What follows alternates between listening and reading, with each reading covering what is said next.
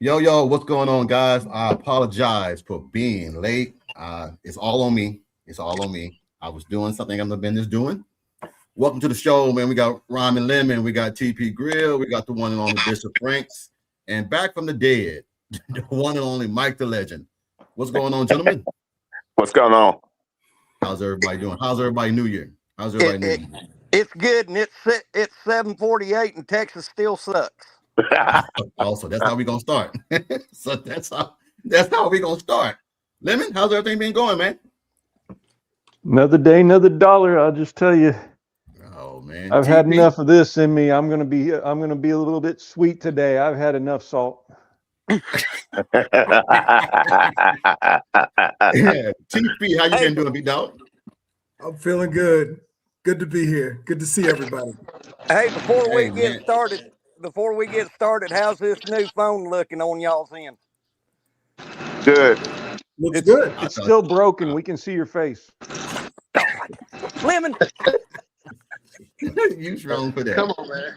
Shut up. What's up, Dwayne? How's everything going, man? You still Come at on, work? man. Man, come on, man. Hey, hold on. Let's jump right into this. Somebody said, let's go. Shout out to Coach Ricks. You still on board for the Clemson South Carolina players and being day 2. They probably not in portal yet. Saw one go to Georgia today.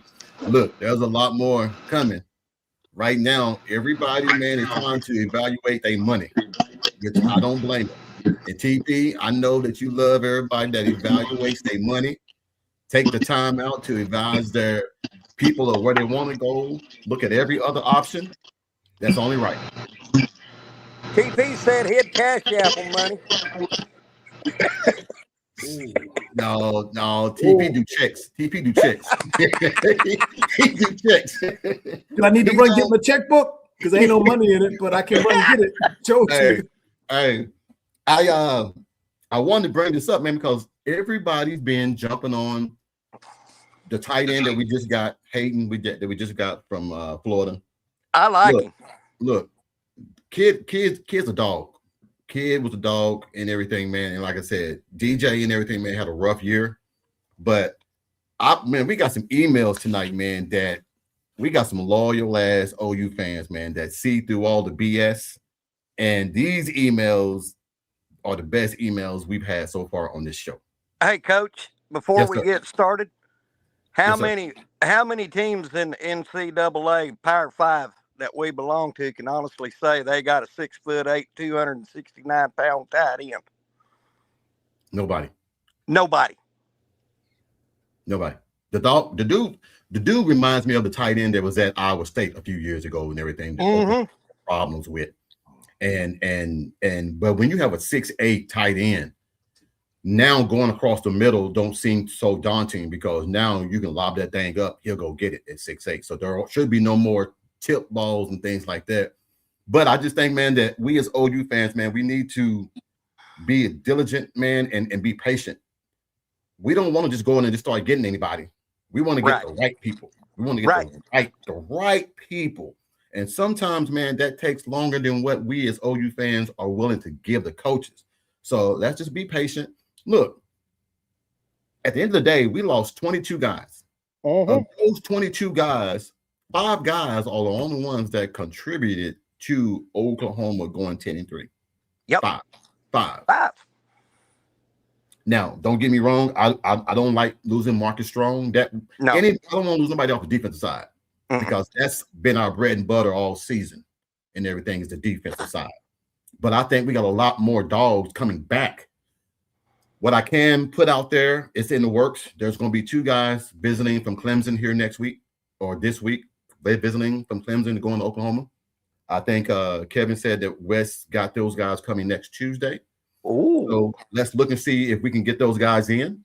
I can't get the names yet. I got to let that be publicized first, and then we can come back and say, okay, we did talk about that. But I just try to keep everything open, man, because I don't want to start throwing out names and then it don't happen. And then it's like, well, Coach, you said, and then the source that I had is like, well, hey, money talks, bullshit walks. That's the era we live in right now. We live in this prima donna era that guys about their money. And let's not make any qualms, Coach. We got that problem last year when we threw all that money at Jaden Ott, and look what happened. So we need to be what's the word I'm looking for? Very careful, very meticulous in what we go to get in the portal this year. Do we now? I kind of figured that Tatum was going to leave. I kind of had an inkling because you got two stud running backs that are freshmen and sophomore. Right.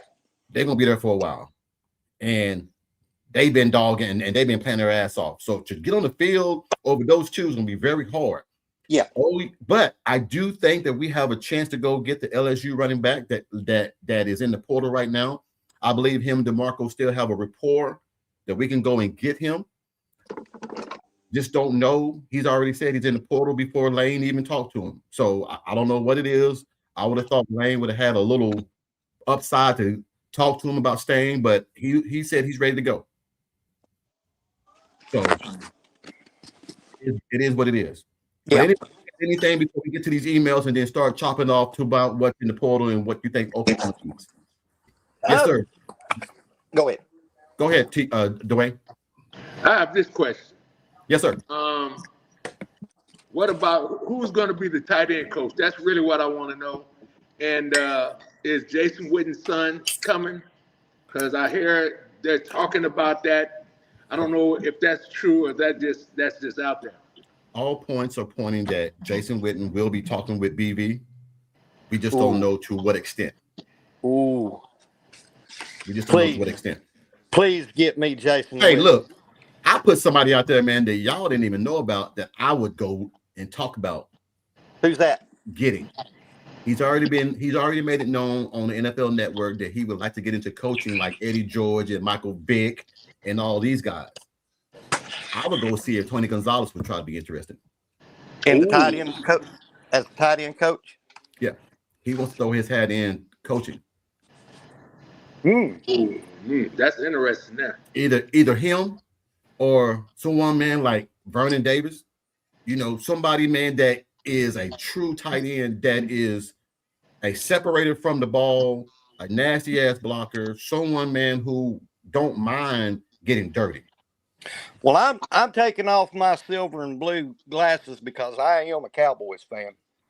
But thank you, Coach. Thank you, legend. Thank you. Please, somebody on the panel that can respect. Y'all got to admit, even if you're a Dallas Cowboy hater, you go back and watch Jason Witten as a tight end. He was damn good, and he's where he's coaching at now, Liberty, just outside of Houston, Texas.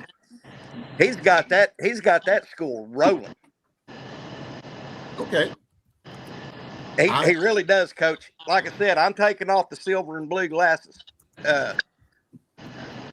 Okay. I've been hearing good things at Liberty. Well, here, look, I'll put it like this. There's been two tight ends at Dallas, to me, that have been the best tight ends for Dallas. That's Jay Novacek. Jay Novacek, to me, is number one. Jason Witten got to be number two. Yeah. And come on, you got what? You got Jay Novacek. Yeah, I agree with you with that. But what about Bob Lilly? He's on that list too.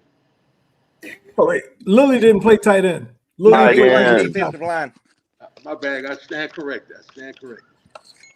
No, man. Hey, look, we all gonna stand corrected because there's gonna be a lot of mistakes made tonight on this podcast. Yeah, you damn right. Because I'm gonna tell you right now, man, I got some damn names, man, that I would go after in a heartbeat, and I'm just hoping that Oklahoma at least tries to get them on campus to see if they fit. What about that case? What about that Kansas State tight end coach? Look, this is what I'm now. When I say this, don't everybody go far left. Don't leave me on the island by myself when I say this. We need a tight end that's a separator and a tight end that is not like a placement tight end. We need a baller tight end, if that makes sense. We need a baller like a Vernon Davis, or we need someone like a Kittle and everything, man, from the San Francisco 49ers. We need somebody, man, that's going to be a separator and that can not only block but catch the ball. We've had too many damn tight ends, man, drop open down touchdown. Yeah. We need somebody that is a name, a face, a something. There's only one tight end that comes to mind and everything, man, and we got him, and that's Hayden. Yep. So, anything else before we get on these emails? Anything else, Bishop? Anything? Ready to roll. All right, here we go. We only got 5 of them, man, but the 5 that we got, it's going to take us a long time to get through these damn emails. Go for it, Coach. So here we go. Hey, Coach Ricks and the panel. I don't know if you guys still do the email segment. That was really what got me hooked to the podcast. I wanted to ask a simple question to you guys to get your response. The Oklahoma Sooners made the college football playoff in a season in which many thought they'd be lucky to win 8 games. Despite the way the season ended, bullshit. I guess they said BS, bullshit.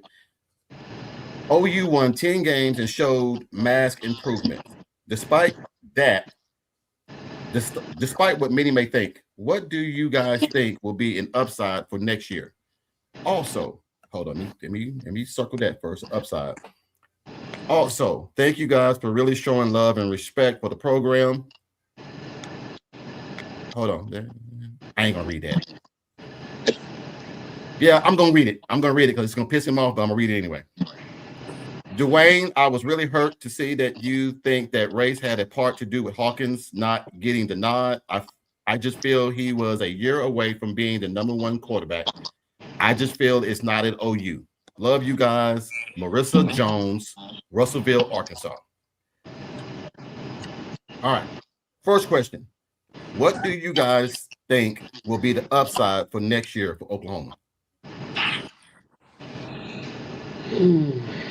Anybody can go first. And when you go, everybody else mute yourself and everything so we can hear what you got to say. This one's super easy. Okay. So you go back and track, because I'm more of a forensic kind of person. See what led us up to where we're at. So you look at what BV has done up to this point. Really good season, 6-6 season. Really good season, 6-7 season. Really good season. I get the timidity of and the concern of, oh my God, we're going to go back to another 6-6 season. But look at the circumstances that led to each of those. The first one was you either had a turnover at the offensive coordinator, or you had a turnover at like a dumping of all of the players, right? So you come in 6-6. We haven't had either of those. We have a new offensive coordinator. He's sticking around. The new quarterbacks coach. He's sticking around. The quarterback that, even though he got hurt, he's still the sticker. He, as far as we know, he's sticking around and being the core of that offense. We have an offensive line that proved at the end that they could hold up on their own, and they're young and they're hungry. We've got 2 running backs that are proven whenever they have a good offensive line. So I'm not worried about that. The only position that I get kind of worried about is the exodus that we had from linebacker, but not in the sense of we're losing our star linebackers.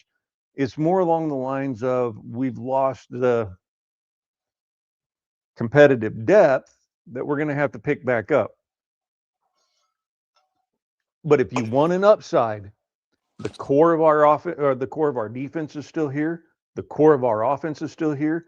The core of the staff has not turned over, especially in the very, very big positions that we were having trouble with in the first place. We have a solid set. Do I think we go 10-2 again? I can see it. I can see it.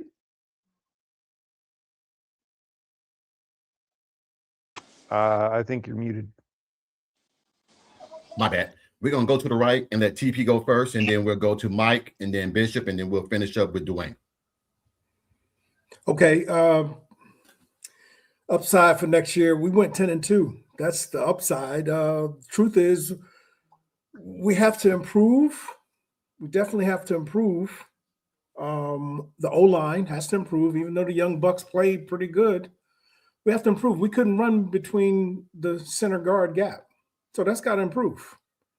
We couldn't run the ball. So the offensive line must improve. The defense must get better. Even though we rah-rah the defense has to get better.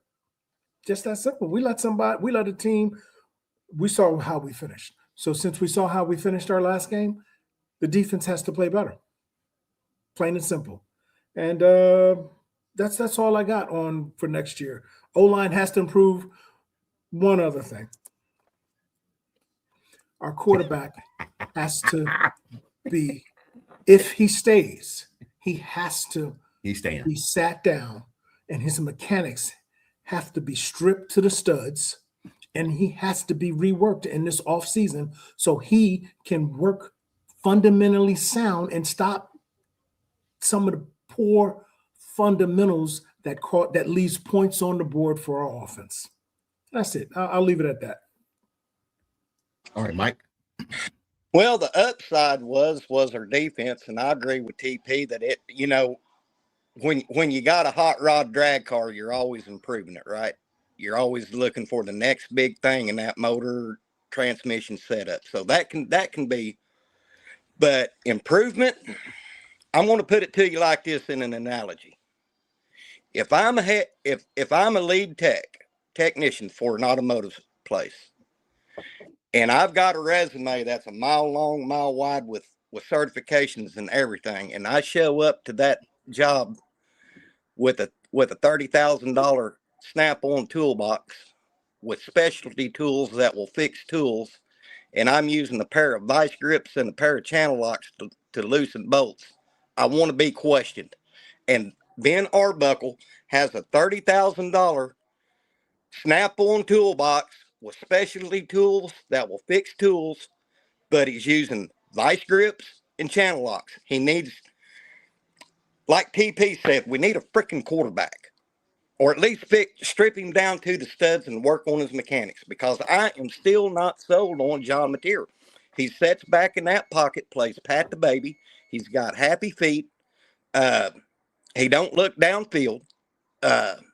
He wants, like I was telling Bishop earlier today, he's kind of got the prima donna thing going, where he wants to put the entire team on his shoulders and be a one-man show. Well, football ain't a one-man show. It's a team of players. And that's all I've got, Coach. Hey, Mike, to kind of counter that, don't you want your quarterback to have that kind of moxie a little bit? Mm-hmm. Yeah, you do, Coach. But what I'm saying is, if you got that moxie and that swag, you better have it in your ass pocket and back it up. Can I help just a little bit? Because I think Mike is making a point. He wants somebody that has the moxie of Baker, not the moxie of Rattler. I can get that. That's it. Thank you, Lemon. That's the point I was trying to drive home. All right. Rattler had one bad game, and a guy came in as a freshman and just ran crazy. Okay, maybe Rattler had a couple. Maybe Rattler had a couple of bad games. One bad season. How many games did that man throw an interception in the last 3 minutes? In the last 3 minutes, Superman was going to come replace him in the second quarter at down there at the Texas Stadium. Who knew? Who knew Superman was behind him? Hey, the man threw an int like he's throwing out candy in New Orleans on Fat Tuesday. Come on, man. And it didn't like oh well, it's he's got bad footwork like Mateer. No, that man was just coughing it up because he had to. You know why? Because he had Caleb Williams breathing down his neck. That's why. The statement about Rattler not being bad was just to help with the statement of Superman, because Superman was that guy. Yeah, he was. Yeah. All right, Bishop. Yeah. The upside is that no longer are we looking behind and wondering if a game should come into balance that we wonder if we can win it. We got past that. And I think we have the nucleus on all three phases of our game, but we just have to make sure that Nagy and his crew make sure they keep getting the type of quality pieces necessary for us to go all in. On top of that, I'm with everybody. I'm gonna be watching real close. Coach K and Arbuckle, you're on the clock. You have to be accountable. If nothing else, make sure that you have a script of plays that whenever things start breaking down, that you could go right back to. On top of that, I need Mateer to be honest and open and really watch his film work and tell me that's the best footwork that he can bring across. And if he can do, once he looks at that and he's able to answer that question, then I think we're with what we got coming back and what we're adding, we're set to have a very thriving season. But you still got to answer some questions. But I'd rather be in the playoffs for this last year, so we know that we can get there. Now it's about making sure we finish unfinished business. Hey, before we get to Dwayne, I want to rebuttal something right quick because I think we're getting lost in the trees a little bit when it comes to this Mateer stuff. I'm gonna have to take up for my boy because I was a quarterback and I know how it is. When you go from, and I'm gonna use an old thing that I did. I left Sparrow. Sparrow was 3A when I left Sparrow. Quarterback, went to Little Rock, Arkansas. Went from 3A to 6A overnight. Felt like I'm a dog. I know what I demand. I know what I need. I know what I want. I know what I can do. But sometimes there's a level, then there's some more levels above that. You don't know those levels until you start playing those type of talent. Then you'll find out how strong and how tight and how tough you really are, because sometimes you think you've hit that ceiling at 3A, and then you go where them dogs at, and then you realize I'm not where I thought I was. So it takes you time to get up there where they are. I just think that Mateer came in with the moxie of Baker, but he ended up playing like, let's say Bomar. Let's say he started playing like that, because I consider him not to be nowhere near Baker. I think he's more of a Trevor Knight to me, because Trevor could run the ball, but he was off and on throwing the ball. Sometimes he get it, sometimes he don't. I just think that we don't give him enough credit. These are some damn good defenses that he's going up against in the SEC. This is not Wyoming. This is not Arizona State. This is not Utah, and not take anything from those places. This is not Colorado. These are Auburn, Alabama. These are your Georgias. These are your Texas. These are your Mississippi. I ain't going to say Ole Miss because they'll piss TP off. This is the team that you play for every week. So I think that after this year, we can really advise and evaluate John Mateer on how good he was. Yes, your mechanics were good enough in the Pac-12. Your mechanics got to be better when you're in the SEC. So I don't want everybody to jump on him, but I think he needs to be criticized, because when you make that type of money, you're going to be criticized. You might not like it, but that comes along with being the quarterback at the University of Oklahoma. You have dogs, you have Heisman Trophy winners, so you have a statue of players outside your damn window that you can look at and say, damn, Jason White, damn, Kyler Murray, damn. You can do that. I just think this year he will evolve a little bit and get better. We don't need for him to be Baker. We just need for him to be consistent and make good decisions when those decisions need to be made. You cannot be consistent throwing the football with a piss poor platform. So until his mechanics improve, And I don't even care about the money because I'm all for the money. So get the money, John Mateer. I applaud that. Yeah. However, your ass will be dismissed if you can't produce. That's just what it is. And I'm not saying he can't get better. That's not what I'm saying. I'm saying he 100% needs to get better. His mechanics must get better. We left a lot of points on the board out there on the field out there because of just poor throws. And those poor throws were all from unsound mechanics, a poor platform, a poor base, poor footwork. All of that cost us points.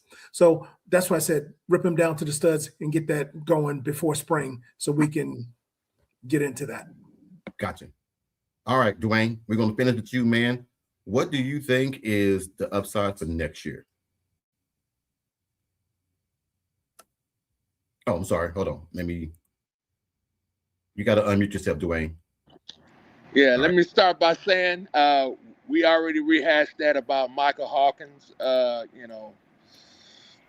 We're not going to go through that again. I think that everything that was said then, and I think we're going to move forward with that.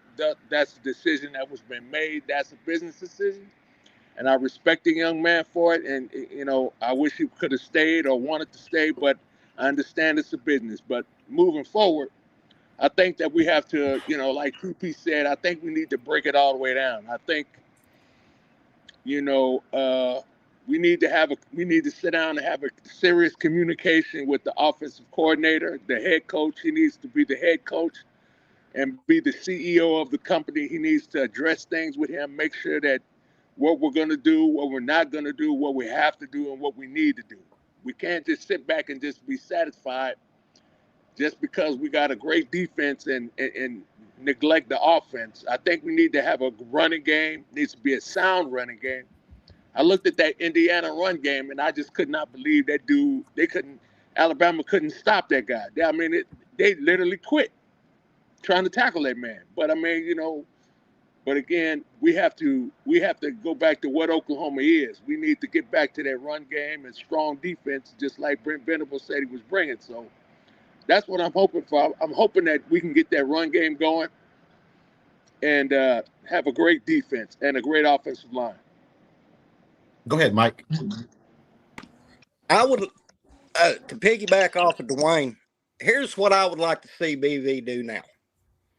He's got this defense roaring like a 426 Hemi with 3,000 horsepower. I mean, it's there. Take all that effort, all that time, all of that energy that you've applied to your defense. Now let's get the offense to that level. Get with your coaches, get with the players, get them to the 426, 4,000 horsepower motor. That's all I have, Coach. All right. Well, some of these comments and everything, man, I think, go ahead, TP. Go ahead, buddy. Just real quick, because Dwayne mentioned that running game that Indiana produced. I just honestly didn't see. Hey, baby. I just need to know what their O-line is like and how can we get that type of O-line play. You have to commit to the run and have a 7-man front. They had 2 tight ends on both sides. They had 2 tight ends on the side of the right guard when they ran right, and they had 2 tight ends on the left side when they ran left. That's what they ran. So you knew when they was going to run. It's just a matter, can you stop it? And Alabama didn't shift the way they were supposed to. But you can't stay in a 4-3 front when a team has a 2 tight end personnel every single play. And then they'll play action and do a backside pass on it, and you overshift, and then now they got you on the mix match on the backside. So they came in with a game plan. This is what we are going to do. Oklahoma has to get to that point. This is that's one thing I'm going to say it. Don't get mad at me. That's the one thing about the bitch out west. That's what he did. He said, this is what we run. I don't care what defense you run. This is what we going to do. And it always worked because they had the consistency to say, this is how we do things. Oklahoma has an OC that's trying to fill out what should we do. You can't do that in the SEC. Either you know what you're going to do or you got to guess at it. You can't go in there and say, well, I don't know what we're going to do. We're going to try this. That shit don't work because you can't be consistent. Yes, sir, Lemon. This is where I've got to defend Arbuckle, because if you go back and watch the tape and you look at the pass plays, we had guys, even though Mateer went a different direction, we had guys busting open. Yes. And were easy to catch. On the run game, especially towards the end of the season, with exception of the playoff game, we had a run game that was actually starting to come to life. So I can't blame Arbuckle. He's got the scheme together to make it work. It's all about the vision. If Mateer actually saw who came open, it'd be a whole other story. Yeah. No, I agree with that.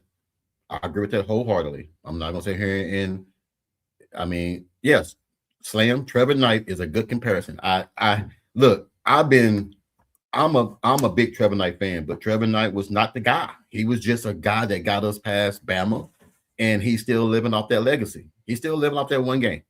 That one game has made Trevor Knight one of the hottest names in Oklahoma whenever he comes here. That one game. So that just did what it is. But anyway, let's get on to this next one and everything, man, because this is going to be a good one. This is going to be right up TP's alley. It said, hello, Coach. I hope you and your beautiful wife are having a wonderful New Year. This is Kelsey Morgan and Jack Morgan, a husband and wife. And we wanted to ask a few questions to you and the guys to see if we are true Oklahoma fans. Oklahoma was led by the defense. BV reestablished the defensive identity in Norman. And that defense came through in many big moments throughout the season to propel Oklahoma to the CFP. Though they made the playoff, there's no satisfaction with coming up short at home.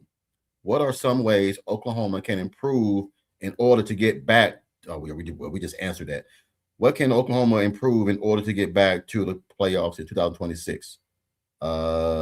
Thank you so much for reading our email. This is our first year together as husband and wives. Congratulations. And you guys are so awesome when you talk about butt whoopings and music in the old days. Just please keep going. Please keep doing your thing. It's a great podcast. Happy holidays, gentlemen. So we just answered that, but to piggyback off that, I'm gonna switch it up a little bit. Besides defense, besides what we just talked about, what's one area Oklahoma can improve on? And I know that might be answering the same question, but just one position that Oklahoma can improve on to get us to that first CFP win. We're gonna start again with Lemon and work our way around, and that Dwayne be last. Lemon? Can we put one rule in here that TP can't list quarterback? We're gonna do this. We're gonna do this. No quarterback and no defense. No. Now let's answer that question. No quarterback and no defense. Go. Okay. Simple. Tight end. You get a good all around tight end in the room. I'm tired of seeing if Kanik was it. The one great thing about Kanik was he actually understood the assignment, even though he was on the smaller side for tight ends. He understood the assignment and stood people up when he needed to stand them up, and then he went out and broke open if he needed to break open. Yeah, we need an all around with size. All right, TP. I was not going to go into quarterback. I was actually going to go and say what I'm about to say, which is O-line. Gotcha. Okay. If we get the O-line humming and knocking people back 4 or 5 yards off the line of scrimmage, we don't even have to worry about throwing it. Although it's always nice to throw the ball when necessary, But if we improve that O-line, and I'm not knocking the young guys because the young guys did what they could, being mostly true freshmen. I think there were 3 true freshmen or 2 true freshmen playing. Mm-hmm. Now, let me ask you guys this, because you said it. You said it. We've lost 6 offensive linemen so far on the portal. Mm. You want to know how many out of those 6 really contributed more than 4 games? 2. Yeah. Yeah, one. One. So when people start saying, "Oh God, we losing offensive linemen," you ain't really losing shit. Yes, sir, TP. Go ahead. One thing I think we might have discussed before, and that is a lot of people that get in the portal or maybe asked to, and we're not there. We're not in the building. So a lot of people that are gone, don't worry. And because look at it this way, Nagy, and you guys know I was hard on him over the summer, but Nagy is a general manager at heart. He's a good eye for talent. So this is where I said over the summer, after I was really upset about no high school blue chippers, no high school 5 stars, I was saying in the portal, he's going to win. He's going to win big in the portal. That's why I'm saying it's portal season.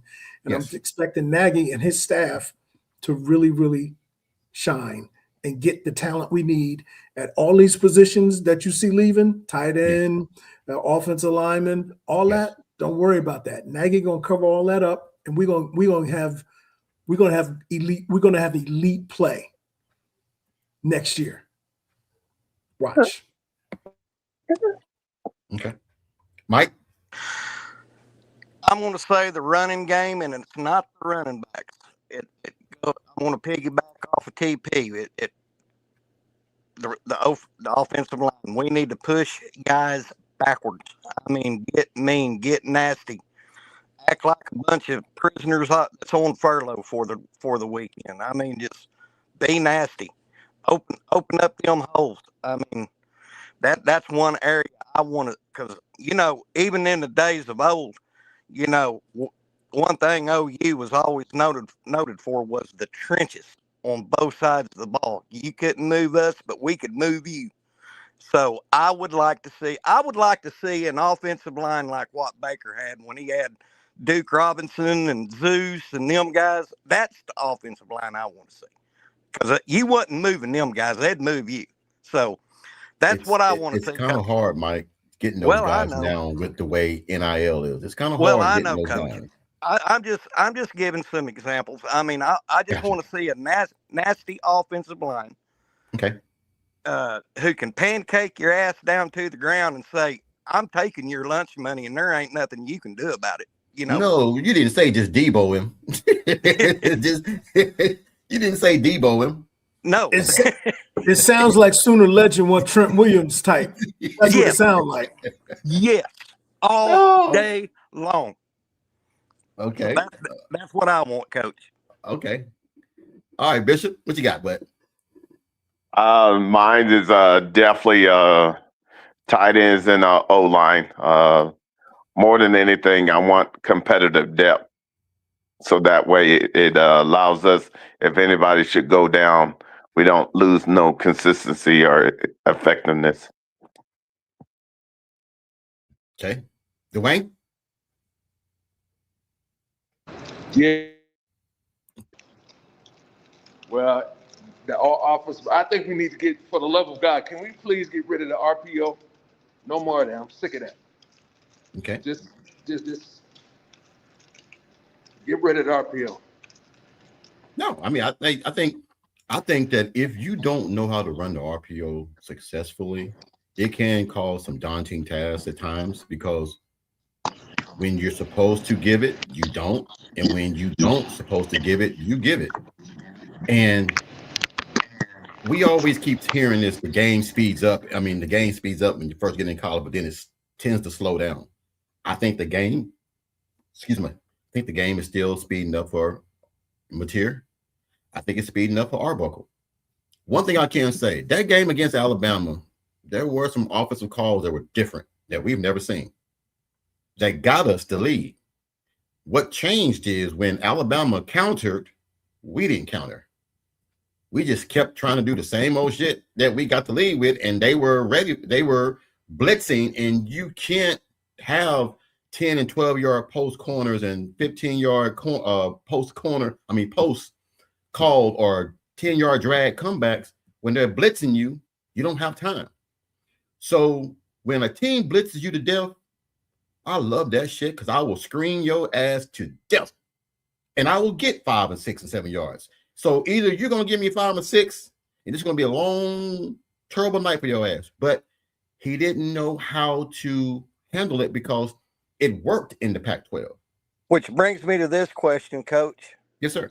Why can't we go into Mark Bangino's book and pull out that old shovel pass that Heupel used to do to Quentin Griffin?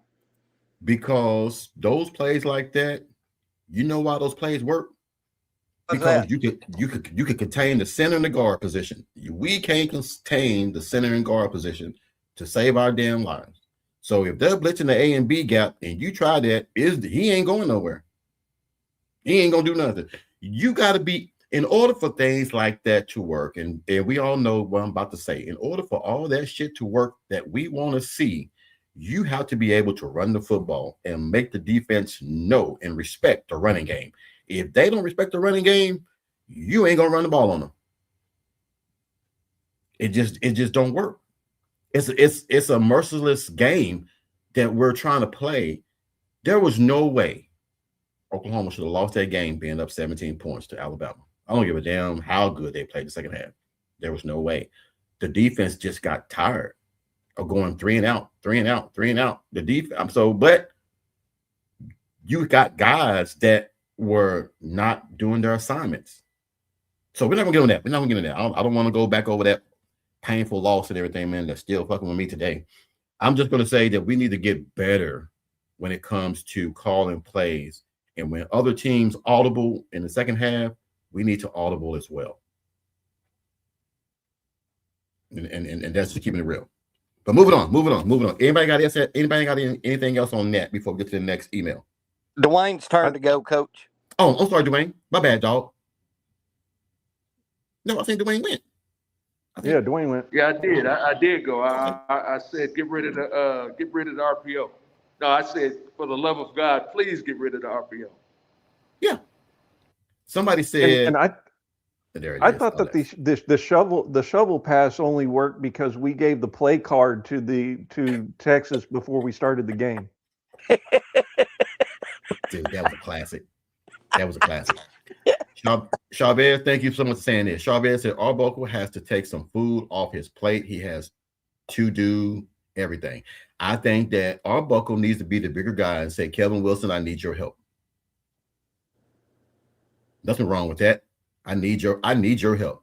You know that old saying, and remember the Titans when he went to Denzel and said, Coach, he's whooping my ass. I need some help. There's nothing wrong. There shouldn't be no pride involved when you're trying to win a damn ball game. Pride cometh before the fall. Whatever it takes to win the ball game. If somebody has my number and there's another coach that has an opinion, I'm going to go to him because the shit might work. We can't sit here and we got to be able to have the uncomfortable conversations when it comes to football and winning ball games. It's not about, well, I'm the OC, what I say go. Damn that. If you're not calling a good game and I'm the head coach, pass the baton. Pass the baton to somebody else who might do a better job. But be willing to accept the fact that if Kevin Wilson gets that call and the ball start moving, you might be in a world of hurt. So maybe they don't want to happen. Coach, I have a question. Yes, sir. Wasn't there ever opportunity? Because truth be told, Kevin Johns was the one that beat Alabama last year. Was there an opportunity for him to stay? I think that he wanted to go because he knew that he knew that Arbuckle was bringing his guy in when he got the OC job. You don't need two quarterbacks coaches. And I think that they wanted to do what you call it, an analyst. You only allow so many analysts and everything. So I think that, and then also too, Oklahoma State wanted him. It feels good to be wanted. Yeah. Instead of staying somewhere and trying to find a spot, I want to go somewhere where they want me. Yeah. And now look at him. He's somewhere where they really want him. Right. I think personally, I think that was one of the good games that Jackson Arnold had. That when he won that game, that was one of his good games that he had. Well, you can have a good game when you don't pass the ball. They made sure he didn't pass the damn ball.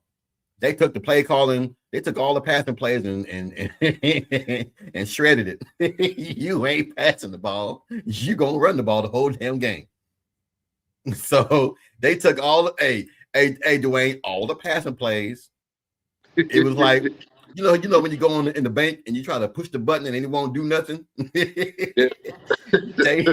They made sure you ain't passing the ball to nobody.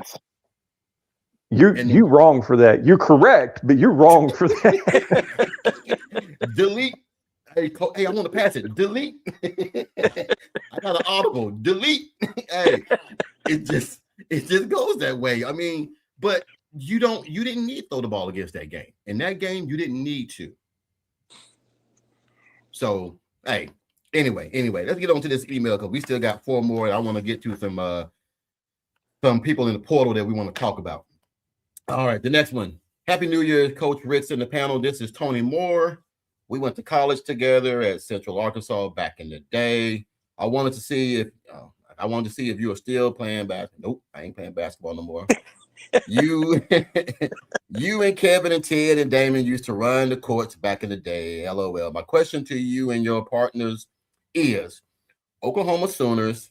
Oklahoma hasn't had a consistent running game. Okay, now here we go.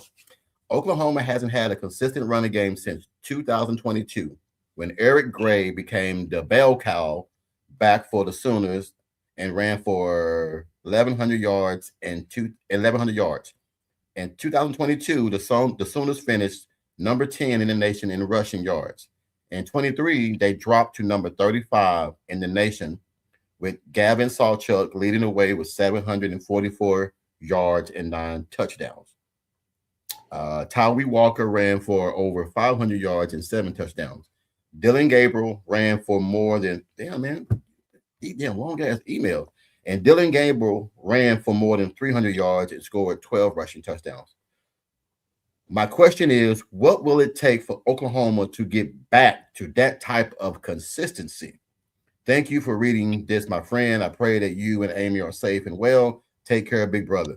All right, damn good question. All right. So what will it take for Oklahoma to get back to the consistency of running the football? You cannot just say the offensive line. It got to be something else in depth. Lemon, we'll start with you again. Go ahead. Again, it's easy. 2020. Go back to the history. What happened in 2023? 2023.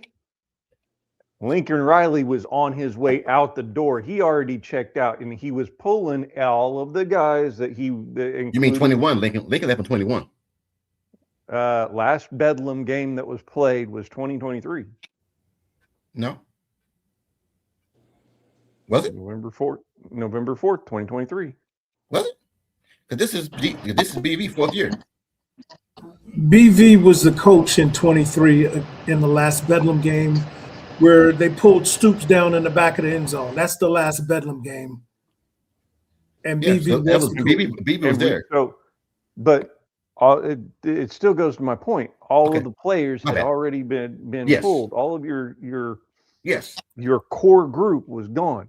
Yes. And we're already starting to build that core group back up. Mhm. The way a running game goes, and I get it, it's not just the offensive line, it's the whole unit. It's you got to make sure that your quarterback knows his assignment and can get the ball there and turned around right. Jalen Hurts made a point and said, "I can hand the ball off damn good, can't I?" Right? Mm-hmm. You got to have a running back that's in place and has a vision and a line that can open up the gaps. Okay. Got to have the people that can do it, and we're already on our way getting those back together. And Nagy's doing a good job of making sure it's getting that way. Okay. TP. I know you said you can't say offensive line, but Well, you can say offensive line, but not just offensive you line. can't run the ball without a good offensive line play. So, but I believe with improved offensive line play, I believe X-Rob and Blaylock, and honestly, I'm not sure who we're going to get in the portal, but that freshman, Haddon, I said last year before the season started, look for Blaylock to get some. I'm expecting Blaylock to play big. And lo and behold, he played big. Mhm. And I'm expecting this Haddon kid. Is it Hatton or Haddon? Is it TT or DD? Haddon. On what? Anyway, I'm expecting him to play. I'm expecting him to play, and I'm expecting him to play well when he gets his chances to get on the field. That's what I'm expecting. Now, again, I'm not sure who's coming in the portal. They don't let me in those meetings about what players they're choosing. I haven't been invited to any of those meetings yet. So, Okay. Mike? Well, like to go off, you got to have. I mean, your offensive line is the meat and taters of the run game. However, you got to have a running back when things are getting wishy-washy. Remember how Adrian Peterson and Alan Patrick was? If the hole wasn't there, they was patient enough, and if you gave them just that much, bam, that's gone. We need, which we got that. I trust that Torrey Blaylock and X-Rob are like that, and also when you do a running play, for the love of God, can we put the quarterback under center so that running back can have some momentum and a head of steam going when he does hit that hole? I mean, is that a big ask, Coach? No. I mean, dude, that's why we asking the questions and everything, man. Like I said, everybody's opinion and everything, man, has to hold some weight. I just think that we just can't put down one thing because there's multiple layers to what we keep saying. This is a team sport. So that's why I say we can't all blame it on Mateer. We can blame it on the wide receivers not getting yaks after the catch. We can see that they're running the wrong down routes. We can see that you're not hitting the guys wide open because you don't have time due to the offensive line. You're not getting the right call in sometimes. Excuse me. God, dog. So it could be a multiple of things that goes wrong in one play. I just think, man, that next year it's going to be a little bit different. Hold on, guys. Excuse me. I think next year is going to be a little bit different for Oklahoma because now we have 2 years in the SEC. One against a good team, one against arguably the best team, the best schedule that I've seen, the hardest schedule I've seen in a long time in the SEC. And Oklahoma still went 10-2. So now that we start playing the Kentuckys and the Mississippi States and all, I'm not saying those are easy games, but those are better games than playing Ole Miss, than playing and everything, teams and everything, man, like Alabama. We're playing some teams now and everything, man, that are also in a rebuilding year that also helps Oklahoma's chances of getting those W's. So not saying that that's something that's going to be easy to do, but I think that with a little bit of continuity from Arbuckle and Mateer and Kevin Wilson with all the staff, Oklahoma's going to be a special team next year, man. I think a lot of people are going to count us out again because for some reason they got something against Oklahoma. I don't know what it is. They do not want Oklahoma to take off and ascend like I think we can in the SEC, because if Oklahoma can be the one team to come out of a different conference and start running the SEC, what does that make the SEC look like? Right. So, Dwayne, what you got, buddy? I just think they need to make a concerted effort to run the ball. Like Mike said, put the quarterback under center and let it stop. Just hand the ball off. That's simple and plain. Hand the ball off. Just hand the ball off. I mean, just what is it to turn to the side instead of pulling the ball? I mean, it does mean something better when the running back can run the ball versus the quarterback. It does, because the quarterback doesn't run with vengeance and doesn't run with determination and heart. That running back, that's his job. Run somebody ass over if you get in my way. There ain't no juking and trying to out, no. You get in my way, it's me, it's mano a mano. And if it is what it is.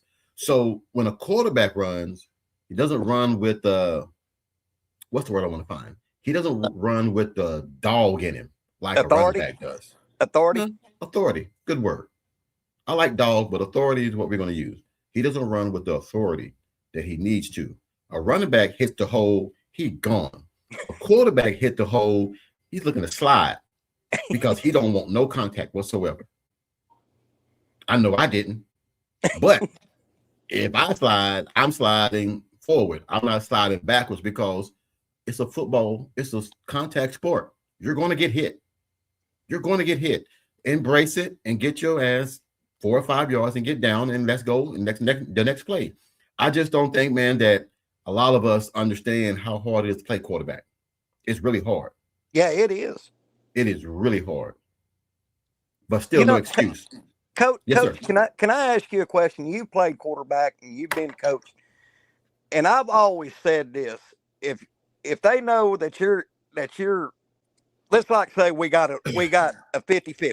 We're good Okay. on the run, we're good on passing, and Okay. they're blitzing constantly. Whatever happened to getting under center and just raising it up and flipping it over to either a running back, tight end, or a slot back? Just raise it up, boom, throw it quick. Whatever happened to that? Because you got defensive ends and everything, man, that are not like the 290-pound guys. You got the 240 and 235 defensive ends that are very athletic and very agile. Okay. That'll take that to the house and look at you, talk about keep doing it. I got you. We don't have those big old guys no more that's not athletic. We have athletic hybrid, what they want to call it, hybrid defensive ends. That's 240, 230, that runs 4.5, 4.6, or whatever. You can't do that no more with these guys. These guys are very agile. They play basketball. They do ballet. They do all these things to make sure they can be consistent and stay on the field 24/7. So when you have guys like that, you can't throw the ball, those little dink and dunks like you used to back in the day. Yeah. You can't do it no more. And I'm going to say this as a funny, but I kind of missed the old linemen of the 80s when it looked like they had beer guts. You know what, guys? I'm gonna say this, and I'm gonna see if anybody feels the same way. If Oklahoma really wants to run the ball, do you think that might make Oklahoma a Georgia 2.0? Yeah. If they decide they really want to run the ball and that's it? Yeah. All day long, Coach. Just my opinion. I think Oklahoma can run the football, but I think Oklahoma. I really want to see what it's like to have a offensive coordinator that's not a part of the Mike Leach type of umbrella, if that makes sense. That's that point right there, because yes, we desire to run the ball, but I don't know how much desire our offensive coordinator wants to call that committed run, that hard committed run. I don't know. I think the run is very much secondary. I think it is too, but I just, that's just my opinion. I always wanted to ask that and everything, man, is that if Oklahoma turns into a power running team, you're pretty much going to be Georgia, because I love what Kirby said about the guys and everything, man, that don't want to get physical. I love that, because I'm the same way. If I got guys on my team that don't want to get hit, that don't want to get down in the dirt and get nasty, and they go somewhere else, I want to go and play them, because I know they don't want to get physical, and I want to get physical. Before we get too far left and get into, like I said, there we go again. I'll get lost, because football is football to me. But I want to be on these emails, because I promised the people that I would read the emails that emailed them to me, because I did get away from the emails, because I just like talking football. Yeah. But at the same point in time, the emails, man, took off in the past, and I just been avoiding them. And I said to myself, 2026, I will get back to the emails, and we're gonna do that. So, anything else on the running game and what it might take for Oklahoma to get back to being consistent on the running game? Anybody got anything else? No. All right. Next one. All right, Amy has this circled, so I guess it's something about me. What's up? What's up, my peoples? This is Eric Carter. Hey, from Spyro. Hey, Mike, you know any Carters from Spyro? The last name sounds very familiar. I knew an Eric Carter. Okay. What's up, my peoples? This is Eric Carter from Spyro going, what's up, cuz? Nobody called me cuz but family. Okay. I must say you are killing the podcast. I know you are super busy in work. And work has you all over the place. I don't think your friends and listeners know. This is who I think it is. I don't think your friends and listeners know how much and how good you were in high school and college. But all I can say is you know your shit when it comes to sports and teaching kids. But let's get to our beloved Sooners. There's a feeling that John Mateer will be back for Oklahoma in 2026. And that's a good thing. The Sooners have dealt with a lot of quarterback turnover in recent years. Dillon Gabriel in 2022 and 23 is the last quarterback to start back-to-back seasons for Oklahoma. Didn't know that.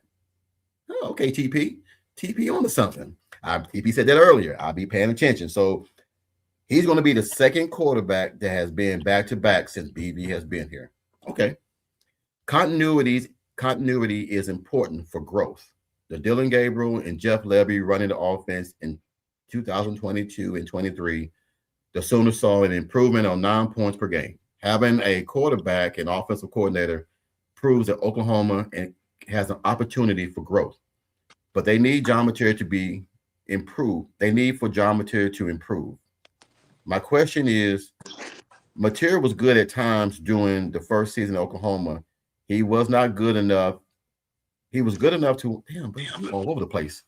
He was good enough to help them win 9 games. Michael Hawkins was the quarterback to win over Kent State.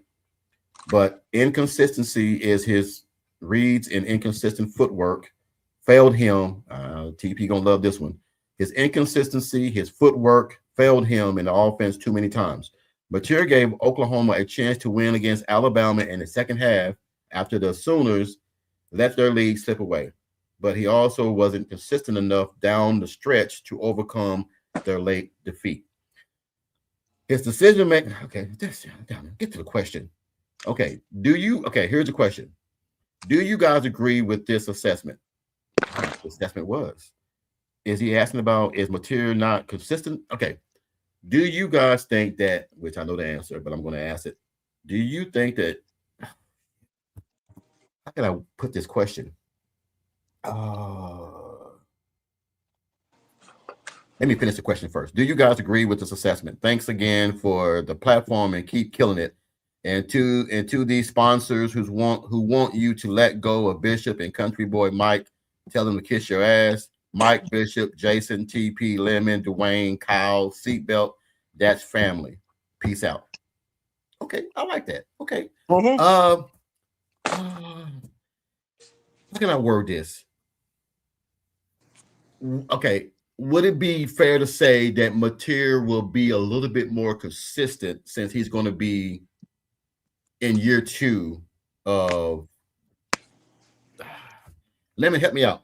I'm trying to find a question in this shit, but it's all over the place. We think John Mateer let's ask the question along the same lines as what your friend actually put out there. The last back-to-back quarterback the quarterback to play back-to-back years saw growth between those two years. Dillon Gabriel went from really, really fast to a consistent ball player. Then went on to Oregon and got better. Do we see John Mateer doing a similar path of, since he's had his first year of trials and tribulations, is he going to calm down and grow with this next season?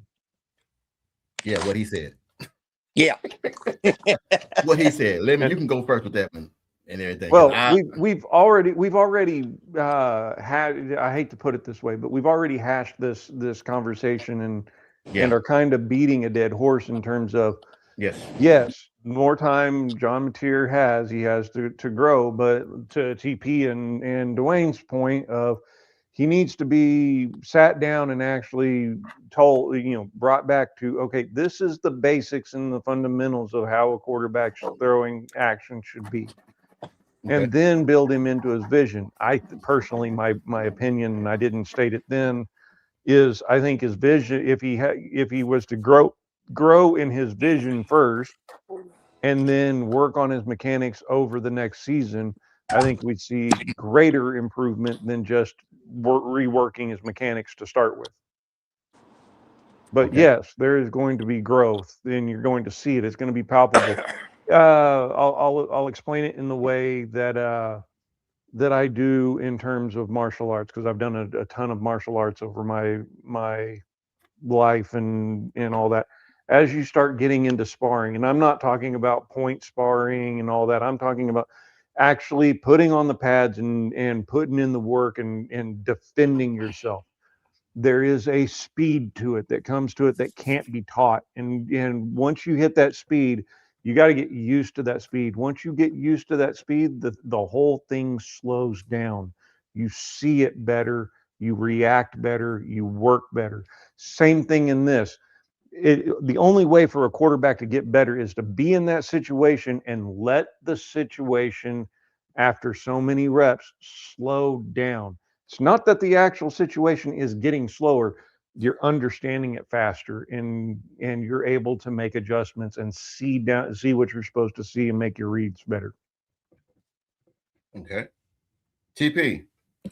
So to your last point, Ryman, when you are sparring, you still have to be fundamentally sound in how you throw your punches, even if you're going slow in the beginning and building up to speed, right? You can't throw a good side kick or axe kick or roundhouse if you don't have good fundamentals to do that. Is that a question or is that a statement? That was really a statement, but take it as a question. Can you? I'll make it a question. When I was teaching, I had the whole gambit. I had and I would sometimes work with the MMA guys, and that's a whole other breed of crazy. But in terms of, would I rather have somebody that is, say, 50% the way there on his basics and fundamentals, and teach him, and could I teach him better to how the sparring would work and what would work better with his particular style? Or would I rather take that guy and move him back and treat him like he's 25% fundamental and try to rebuild him? I'd rather take the 50% and try to mold his game to what works best in his system, and then come back and work on shoring up the rest of that other 50%. Okay. Because the way I'm looking at it, I don't know, maybe he is down at that 25% level of fundamentally sound. Maybe he is that. And to that the only person that can answer that question is his quarterback coach. Yeah. Right. Again, we're not in the room. We're just judging, viewing what we saw on the field over the course of the season. And most of my criticism, truthfully, you can see in before he broke his thumb. You can see it. You can see it in the Michigan game. You can see it in the Temple game and the other games before he broke his thumb. Well, I mean, he like you said, we're beating a dead horse, but at the same point in time, I think the mechanics do need to be worked on. That is the main thing. One thing that I had to do is get better with my mechanics, because I felt like my arm was strong enough to where I didn't have to worry about mechanics. I had to fix that in high school because I knew college was a whole different animal. So when I got to college, talent wasn't going to work.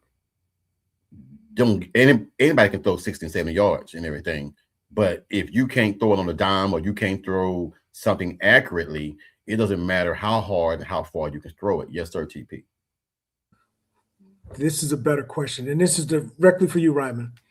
If you're a student in his, let's say right cross, if you see he consistently is looping it as opposed to getting it directly to where you want it to go, you don't want to work on them do you want to work on them fundamentals to correct that, or do you want to just kind of spar that out and think it'll get better?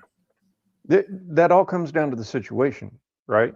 So if we're in the middle of a tournament and there's no time to sit back and go back to the practice and work, whereas if we're in the middle of the fight or getting ready to go into the next fight, you have to teach, okay, this is the situation that you have to lead up to be able to use that looping left or that looping left cross.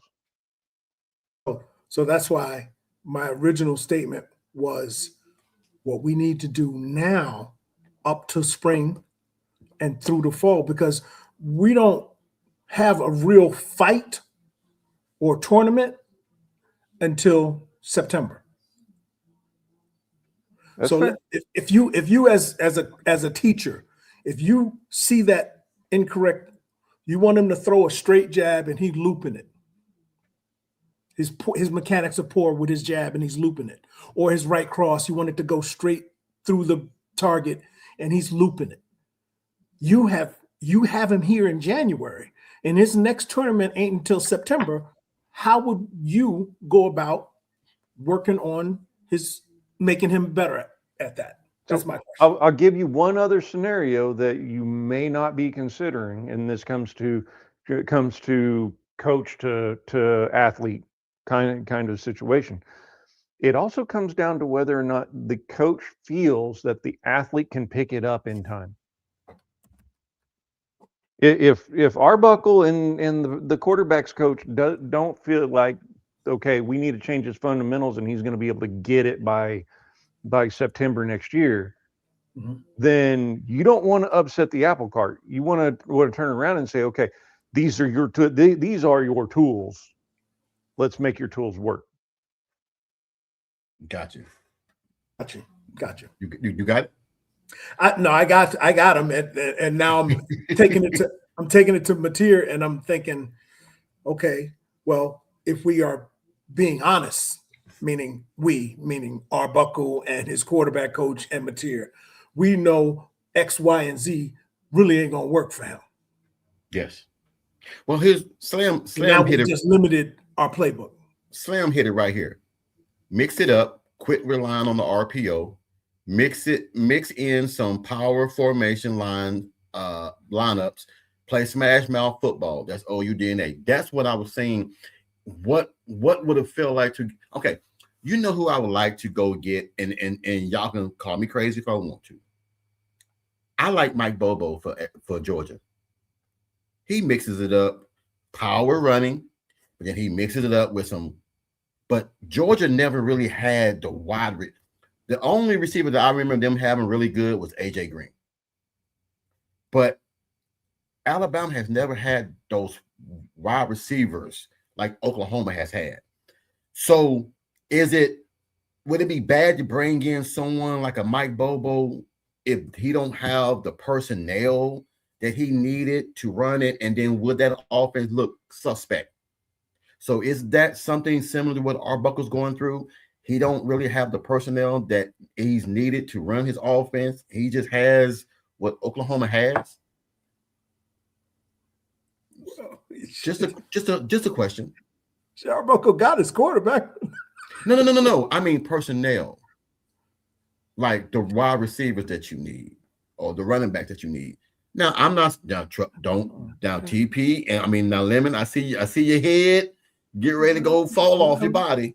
I'm not saying that Oklahoma's personnel is not grade A, USA certified beef, and Washington State was better. I'm just saying, maybe the personnel is not what it needs to be.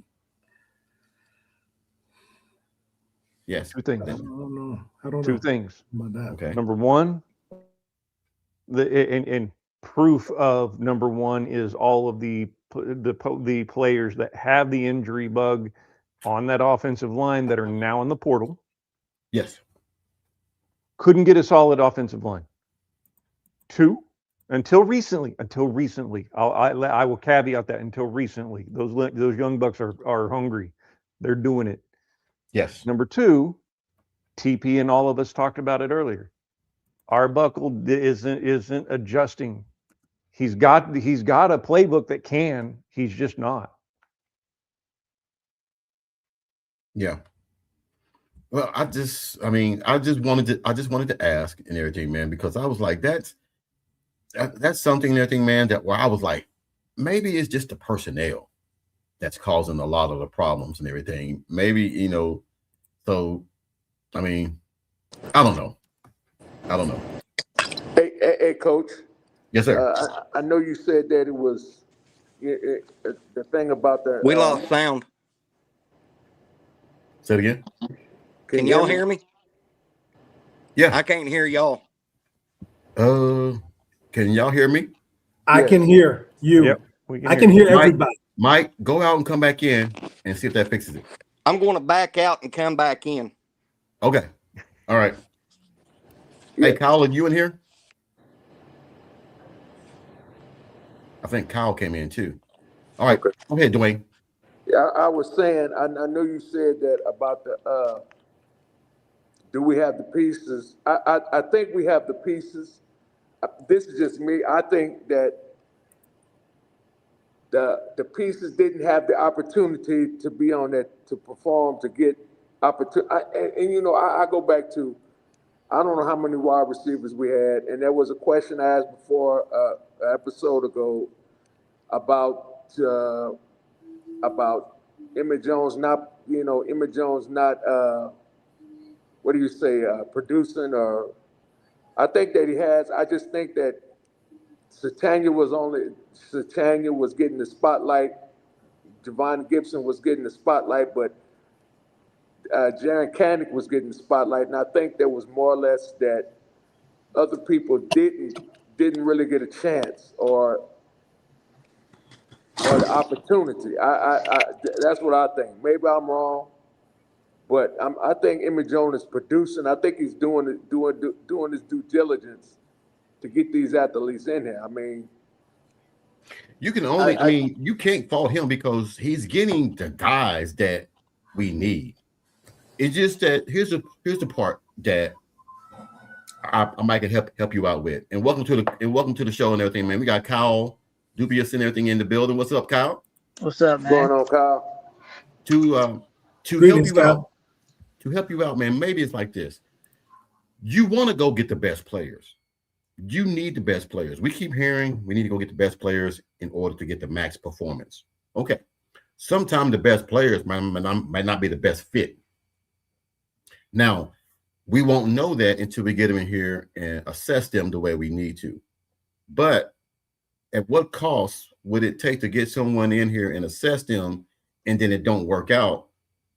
The person that you might have wanted to get is gone now. So you took a gamble on the person that was the best 4-star or 5-star or whatever.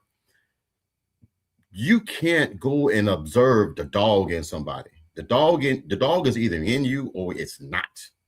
You can't evaluate that. I'm going to be an alpha 24/7. I don't shut it off. It don't cut off. It's always in me.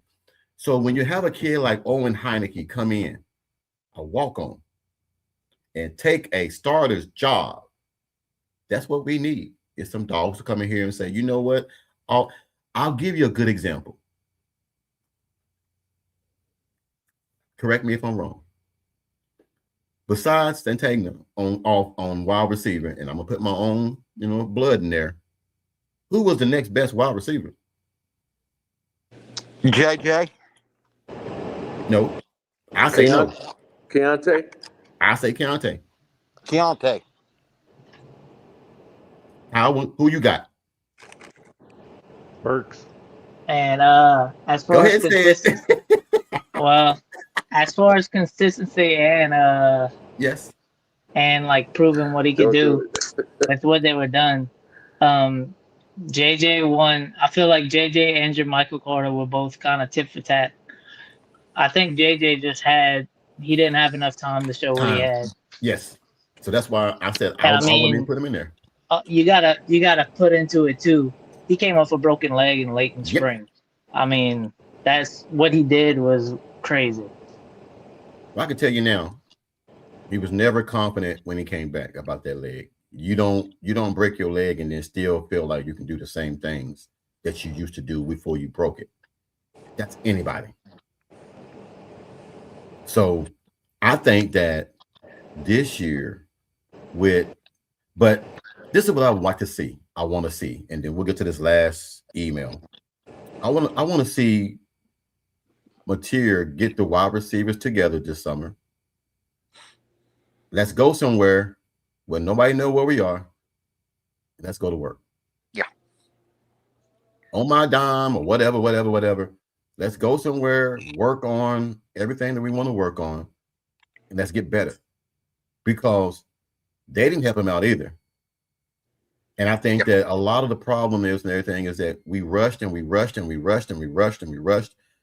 And it's okay to take 4 and 5 yards down the field and slowly kill somebody. We don't need the big play every time. We don't need the perfect call. We just need for you to be consistent. And when you want to run it, you run it. When you want to pass it, you pass it. Don't let Mateer. I don't want to put this on Mateer because it's not on him. I always tell people and tell anybody, attack the OC before you attack the quarterback, because I'm calling the plays. And if I can't call a good game, it's make the quarterback look bad. So I'm going to put some of this on Arbuckle for not being ready for the opportunity. But I think that next year we're going to be a lot better. Could that be a fair assessment? Yeah, I think it's as much as everybody wants to blame Mateer about the season we had, which wasn't even that bad of a season, which is crazy. I think it's a lot more on Arbuckle than Mateer. Because, I mean, Arbuckle, I've said this in a couple streams already. I've seen him chew ass about every single player that walked off the field and made a mistake. But it seems like every time Mateer makes a mistake, you don't really see that. So there's just something. Oh yeah. I saw that. No, I saw that. He chewed out. Who was that? It was EPL in the playoffs. Yes. Because Venables ripped them one, and then right, they highlighted it right after Arbuckle ripped them one. I ain't never seen anything close like that towards Mateer. So it's like that's showing favoritism in my eyes. I mean, that's the only thing I don't like. Time out. Oh, Kyle, brother, listen. Everybody ain't gonna get treated the same in a sporting type thing. That's just the reality of it. They don't go off on Aaron Rodgers when he was with Green Bay. They wasn't going to go off on Aaron Rodgers the same way a cat that just barely made the team. You don't get the same. You're not going to get the same treatment. Aaron going to get way more leeway. Aaron going to be able to go off more at Green Bay when he was the star quarterback of the NFL, as opposed to. I don't agree with that sometimes, but you're right. As opposed to a guy that is number 52 on a 53-man roster. And I'm not saying EPL was number 52, and I'm not saying Mateer is Aaron Rodgers, but for our scenario, Mateer is as close as we can get to Aaron Rodgers, and EPL is a little lower far as getting some slack. That's just how it is. That's how it goes. Yes, sir. You're right with that point, TP, but I think at this point, I think he deserves to be chewed out. It's $1 million man. $3 million man. You need to be chewed out because the play itself is inconsistent, and he needs to be held accountable. And at this point, I'm not either Arbuckle or either Batir or Brent Venables, for that matter, is not holding him accountable. You got to be able to have the uncomfortable conversations, and maybe it's a cultural thing, because I know for a fact when I messed up in high school, Coach Blankenship told my ass, and it didn't matter how successful I was or whatever.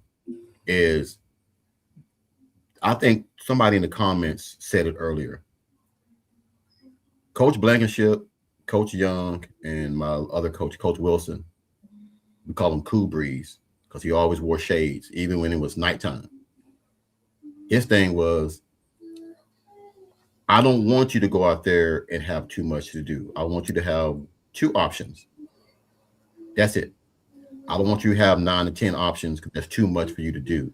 I'm gonna give you 2 options. Maybe we need to give Mateer just 2 things to do. Either you do this or you do that.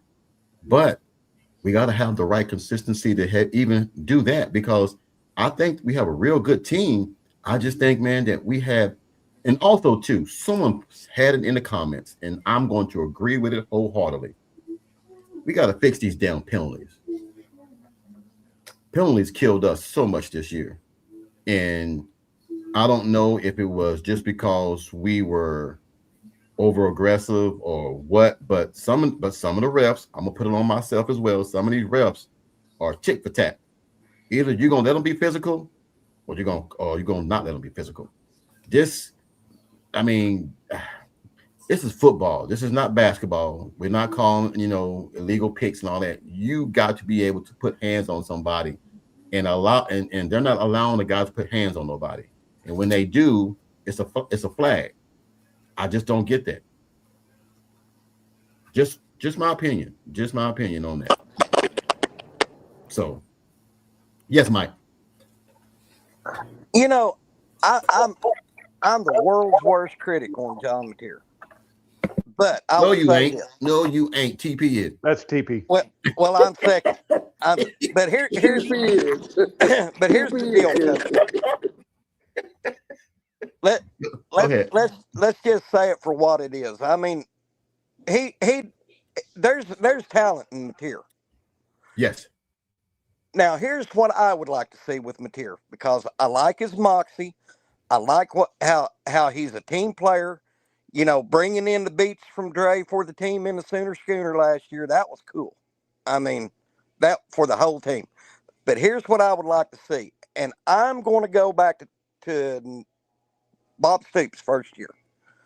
We bring in a young man from Snow Junior College by the name of Josh Heupel. That first year, he was, But who was his quarterback coach? Say it again now. Who was what? Who was Josh Heupel's quarterback coach? A former Heisman Trophy winner from the University of Iowa. I don't know. That played with Bob Stoops. Who was it? Chuck Long? Chuck Long. Chuck Long. Yeah, I forgot about that. He was the OC? No, he was just the quarterback coach. Leach was the OC, and then Mangino.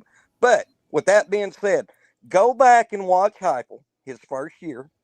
Pretty solid. But watch him in that 2000 year after Chuck Long got a hold of him.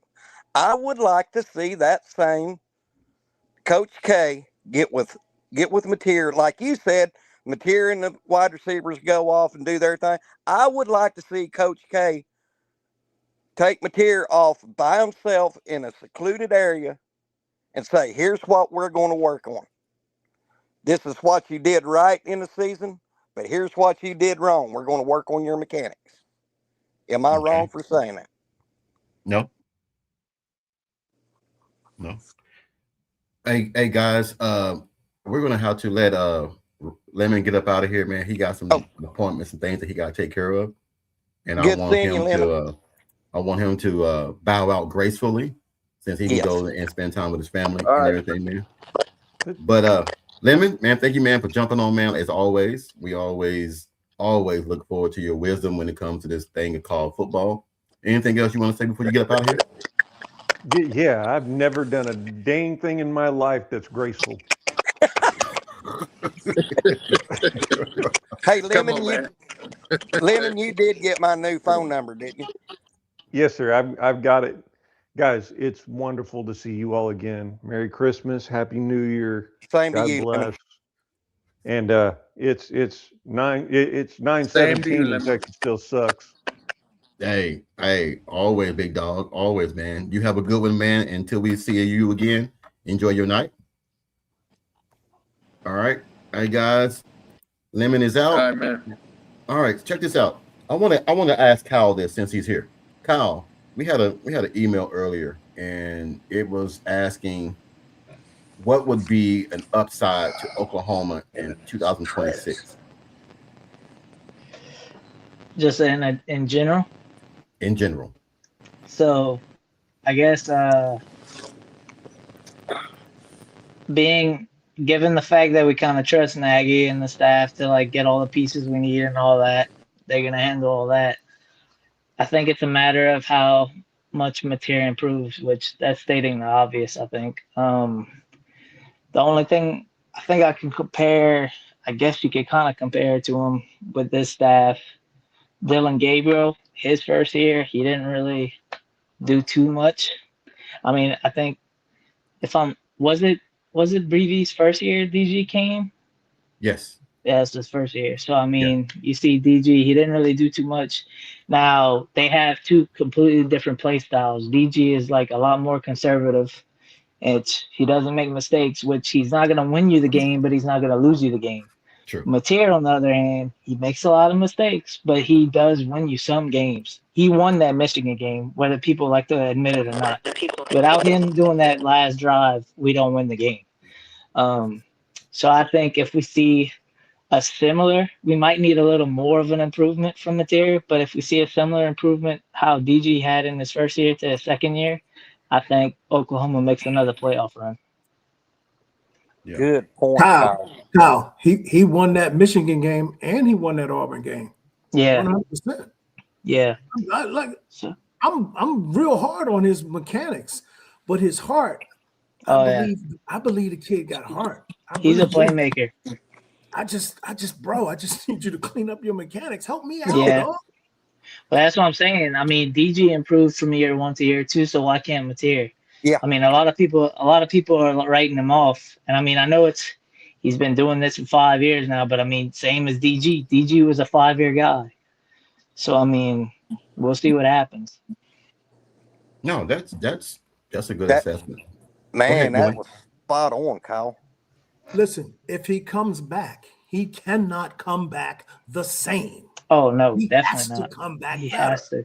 That's just it. Simple and plain. And if I mean, he comes back throwing side on. Well, if he comes back throwing 90% fundamentally unsound, we will have a problem. That's all. Yeah.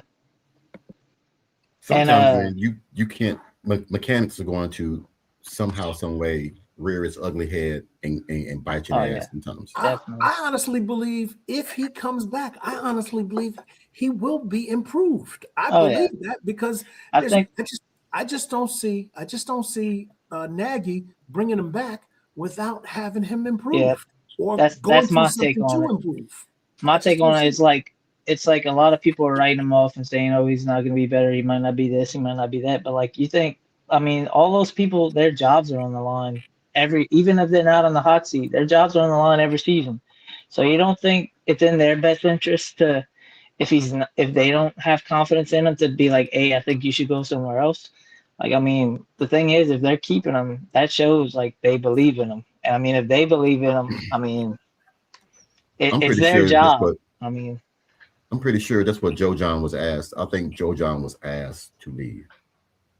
I really believe that. I think that, and also too, I think he wanted to leave to go to Mississippi State a little bit to join Levy. But I think that sometimes, man, you need a little change in order to get over the hump. We've been trying to get over the hump for the last 3 years. We've improved every year. Don't get me wrong, we improved every year. But you're right. This will be the second time that we will have a second-year quarterback since BV has been back in Oklahoma. That's the business. Go ahead. I was going to say that's the business side of it. Coaches come and going. That's the business side of it. Players come and going nowadays because of the money. You know, I fault no player or no coach who want to go and make themselves better. I would never fault a player or coach for doing that. Yeah, exactly. That's why it's just the way you do it. It's just the way that you do it. That's why I really, before I found out what you guys told me, because I learned that from you guys, I wasn't upset when Lincoln Riley left. I really wasn't upset. Mm-hmm. I just, when I heard the other stuff that he was doing while he was still here to prepare himself for where he was going at the detriment of OU, that's when I was like, okay, that's off base and foul. But when the former coach got to make you go in there and tell the coach, tell the kids that you're leaving, that's the bad part. Yeah. Somebody got to tell you. You got to go in here and tell these boys you leaving. Yeah, and he went in there for like three minutes and he was gone. Yeah, wasn't nothing else. Hey guys, I took another job somewhere else. I know, and then left. Didn't. Hey, Coach. Yes, sir. This next year, you'll know what I'm talking about. Kyle will know what I'm talking about. And Dwayne, I'm going to use an old country saying on material and offense. You either fish or cut bait. Hey, I like this. I like Kevin Wilson to be the tight end coach. He's always been a tight end coach. Yeah. I just don't think he's in a position to be a position coach. Like, I think he's just riding out retirement.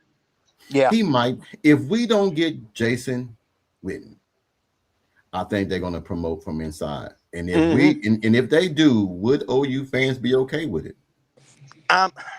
Coach. What about the oh, my bad. I was about to ask about the Kansas State tight end coach. That's who I was fixing. Kyle Meny's on the same level. I mean, because I've been hearing some heat about that. Well, and I heard like 2 years ago or a year ago, I heard some heat about it again. The reason it will be heat from that, and the reason why he would get the job is because that's where BV first got his coaching job from. Yep. That will be, if he gets the job, it will be because BV know what. Now, didn't K-State coach retire? I don't know. I know I believe he retired. Yeah. He retired. I got let go or something. No, he retired. I know that for a fact. He retired. So I think a lot of those coaches and everything, and don't get me wrong, that team is a blue blood. That team reminds me of Utah. Yeah, that team gave us headaches when we were in the Big 12 every year. Not too flashy. Just go in there and do your job, and very disciplined. Not going to go in there and make too many mistakes. I just feel like, man, that we got to be better than next year. We got to be better next year. And I think that we will be. I think a lot of guys do understand that this is the year. You can't keep going 10-2 and 10-2 and 10-2 and losing the way that you lost. Yeah. I think losing the way that you lost hurt a lot of fans. I don't like how you said 10-2, 10-2 like that, because that's a lot of people overstate that too. 10-2 in the SEC, that's more rare than people think. Shit, yeah. That's. I mean, 10-2 in the Big 12, yeah. I mean, when you only got to worry about Texas every year, but 10-2 in the SEC, I know that's a standard, but I mean, I wouldn't be surprised if we don't see that less often than not. Yeah. I see a lot of 9-3 seasons. I don't see a lot of 10-2 seasons. Kyle, to piggyback off of you, when you go with 10-2 with the schedule that we had this past year, that's saying something, brother. Yeah. Yeah, even with that being said, I think with the schedule we got, because I mean, the schedule we had this past year was brutal. I mean, that was brutal. Even the last 4 games were brutal. So I mean, and you might be right, 9-3, but I think we can get to 10-2 again. But Maybe hell, 11-1. Who knows? Yeah, I'm not saying we can't get to 10-2 again. I'm just saying don't be surprised if we see more 9-3 than 10-2 over like the next 10 years. Did you guys see the Georgia Mississippi game? Oh yeah, I watched it, and I watched every game. What did that game remind you of? Georgia Ole Miss.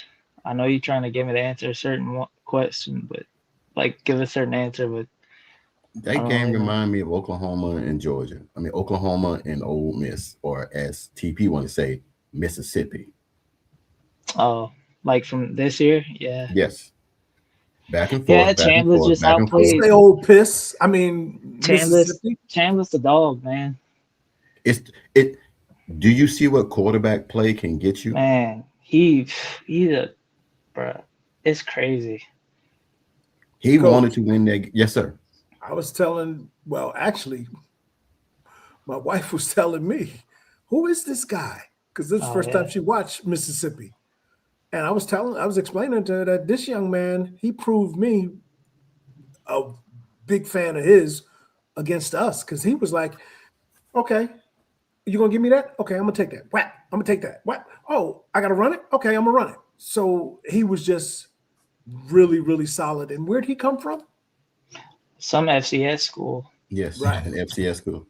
Right. That's why I keep telling people when Oklahoma go get people from FCS and these, dude, there are some dogs out there. Oh yeah, that want it.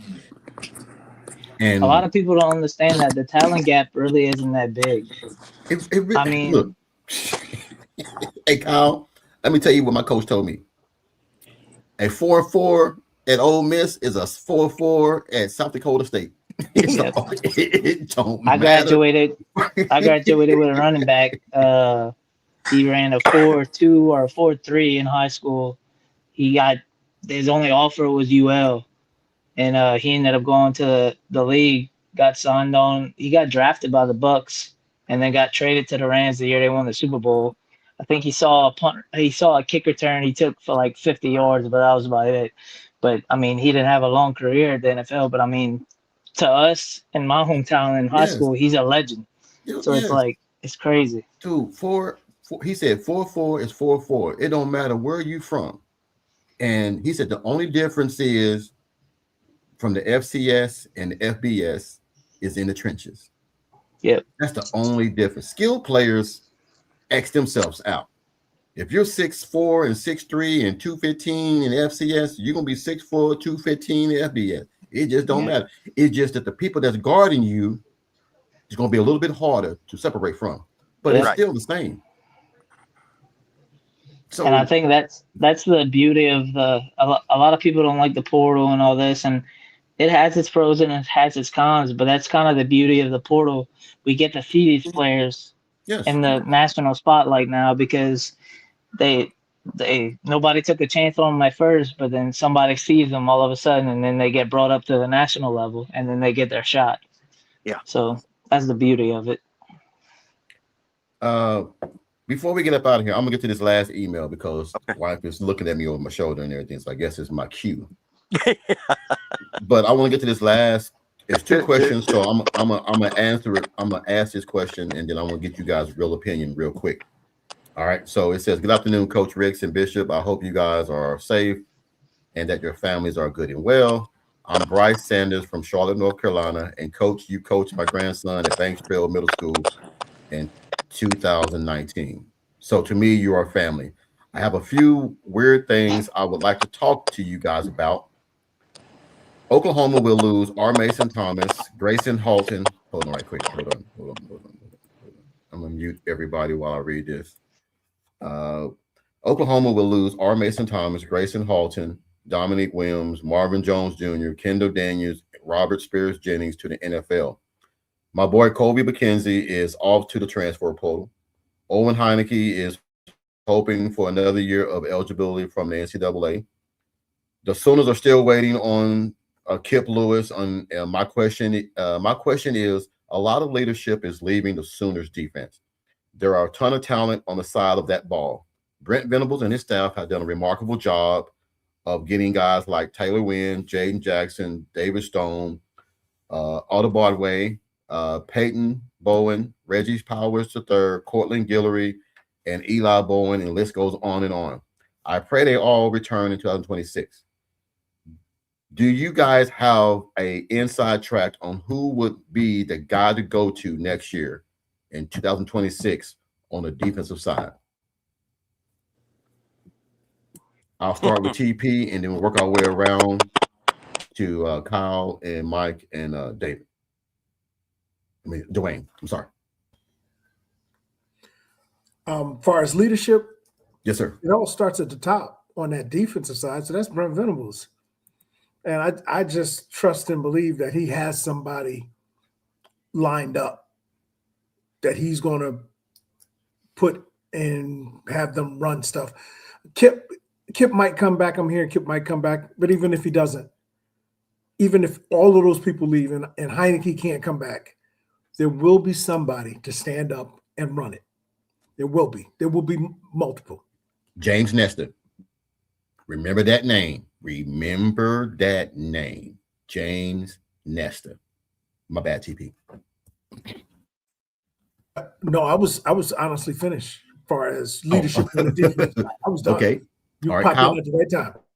All right, Kyle. Kyle, what you got? Shit. All right. So as far as defensive side, I guess the question sums up to be who's gonna be like the playmaker next year. Yes. If Kip comes back, I mean that's hands down the playmaker. Owen Heineke, it's all a wish game with them right now. As far as like absolutes that are coming back, and barring that it won't be a portal player, I would have to go with David Stone. He's been hyped up and he's been somewhat living up to it, especially last year. He made a big jump. So I feel like he makes another big jump this year. And especially they headlining re-signings now. So I seen that on Twitter. So apparently that means something big's coming. So that's mine. All right, Mike. Yeah, I agree with David Stoney all day long. I am a Stoney fan. I love the dog in him. But along with your James Nestor, I got one more name, Coach. Yes, sir. And might not be a leader, but he will be a dog. Danny Okoye. Okay. I got you on that. Dwayne? Tyler Wynn. Oh, yes, sir. Yes, sir. That's my guy. That's what I'm gonna have. That's who's gonna be the leader, I think. That's who's gonna take lead. I got two names. I think it's gonna be Taylor Wynn. And I'm gonna throw a name out there, man, that's gonna shock you guys. I'm gonna say Mike Boganowski. Bam. Bam. Yep. Michael Boganowski and everything, man. He's gonna take over that spot. I guess with RSJ gone, he's gonna take over that spot and everything. That puts him and Powers on the field at the same time. Oh God. Ouch. So since Yes, you sir. put two people, I'm gonna add somebody. Okay, there we go. I don't know if he's gonna be like a top playmaker, but I guess for most improved on the defense, unless we get a portal linebacker that's gonna be like a standout to where he don't really see the field, Samuel Omosigho Yes. is gonna. Yes, sir. I think he's gonna make a big jump this year. Yes, sir. TP, you want to throw one more in? You and Dwayne?